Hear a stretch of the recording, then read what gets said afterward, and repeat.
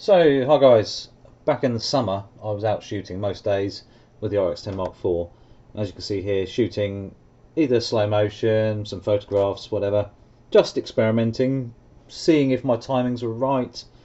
Did I guess the way the bug was going to go, as in the bee here? Quite often not. So there's quite a lot of video clips and mistakes that I made just because you don't know which way they're going to go. Or, are they going to stay in focus? Or are they just going to fly the wrong way? In some respects that worked quite well. Just a shame I hadn't moved with him, but this happens so quickly. This is why 1,000 frames per second, as these shots are, just shows you how things, this is 40 times slower than real time. And we can see this now, but at the time I obviously couldn't react fast enough. I don't know which way the bee's going to go. Could have just gone left, could have gone straight up, could have come straight at me. With the RX10 Mark IV in HFR mode though, if you're quick enough and you can remember which way to go, you can actually manual focus during the HFR mode. Once you're locked autofocus and ready to do your shot, you can actually manually focus, so you could in theory follow your target, but you've got to be very good on it, which I'm not. But getting shots like this is really, really cool. It's just quite interesting watching their wings work. It's just a shame I wish I was panned left slightly to get the bee in flight for a little bit longer. But like I say, I don't know which way he's going to go. Sometimes they're facing left and they still go right. Sometimes they go right and basically fly away from you. And obviously at the moment I've got my focus locked. It's just the difficult, and it's just sheer luck. But that's the challenge of it all, is the fact the bee's actually below. You can see his wings just down there. It's just sheer luck a lot of times, especially wildlife and things like bees, bugs, flies, and all that sort of stuff. You just have no idea what they're going to do. The only thing I've really worked out that do have a bit of a routine are dragonflies, and they will come back to the same position. This is actually my mum and dad's little fountain they've got in the garden. It's like a solar powered thing. So I put the RX10 Mark IV and it's actually touching the glass, so it's actually coming up into the glass, the balls here, and yeah, it just looks really surreal. I just thought it was awesome. So as you can see them coming out of focus, some of the water droplets are actually touching.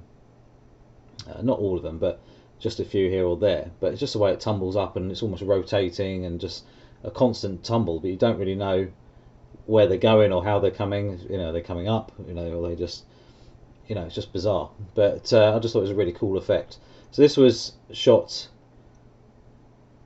in a certain exposure, quite high frame rate, high shutter speed, sorry, where this one here I actually upped the ISO and also slowed my shutter speed down slightly as well, just to make it a little bit brighter.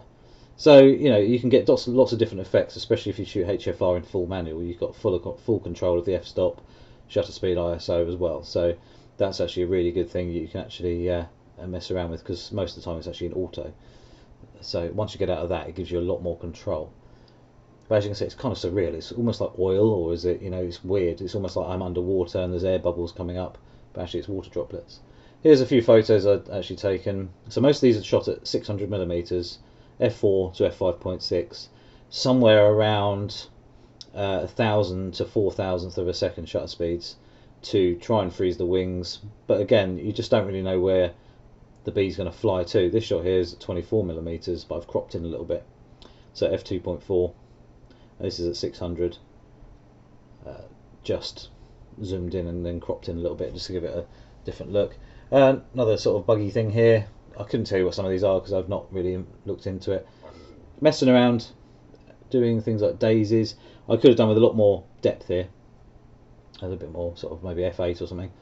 Another shot here, this is at 600mm. And this shot here is probably the sharpest, cleanest shot I had of the day. And that's actually 600mm, f5.6, but ISO is at 400. Little damson fly there. It's pretty cool, just hanging around.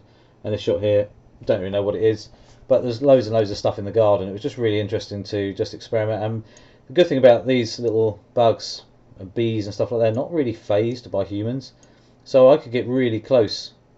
As long as I was slow moving, it was absolutely fine. So yeah, just really, really interesting, really, and just good mess around. And the best thing to do is just play, experiment, learn from your mistakes, learn by just doing. That's how I've always worked. So Obviously it's good to ask questions and it's good to experiment when you have time, and the better you are at just messing around and just learning how to get the most from the camera, changing your focus points and adjusting the shutter speeds and all that sort of stuff in manual, it really does help you get a better quality image at the end of the day. And sometimes you mess it up, sometimes you get a winner. So yeah, just a case of practicing and just say experiment as much as you can, really. Anyway, don't forget to click the subscribe button, little notification bell as well. I'm slowly working through the massive backlog of videos and photographs that I've had from back in July, August, September, October. So there will be some interesting videos coming, but just random times of the year, really. But anyway, I'll see you soon.